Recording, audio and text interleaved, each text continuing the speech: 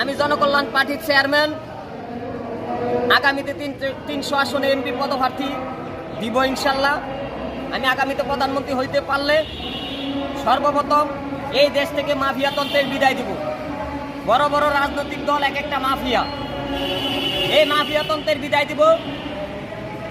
গণতন্ত্র বিরোধী শক্তি, বাক স্বাধীনতা বিরোধী শক্তি, পরিবারতান্ত্রিক যেই শক্তিগুলো আছে তাদের বিদায়ের মধ্য দিয়েই এই দেশের জনগণের অর্থনৈতিক মুক্তি দিতে কাজ করবো ইনশাল্লাহ। আপনারা আমার পাশে থাকবেন।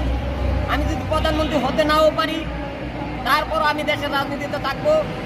প্রধানমন্ত্রী প্রার্থী 5 জন, 10 জন, 20 জন, 50 জন হবে, তা না হলে বহুদলীয় গণতন্ত্র প্রতিষ্ঠা হবে না। জিয়া রহমান সাহেব বলছে বহুদলীয় গণতন্ত্র প্রতিষ্ঠার কথা।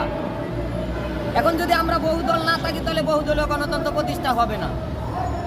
তাই বলতে চাই, বহুদলীয় গণতন্ত্র প্রতিষ্ঠা করতে হলে আমি যেমন প্রধানমন্ত্রী পদপ্রার্থী, ম্যাডাম খালেদা যেমন প্রধানমন্ত্রী পদপ্রার্থী, তেমন অন্য অন্য রাজনৈতিক দলগুলো যারা যারা প্রধানমন্ত্রী পদপ্রার্থী হবে তাদের নির্বাচনে অংশগ্রহণের সুযোগ দিতে হবে।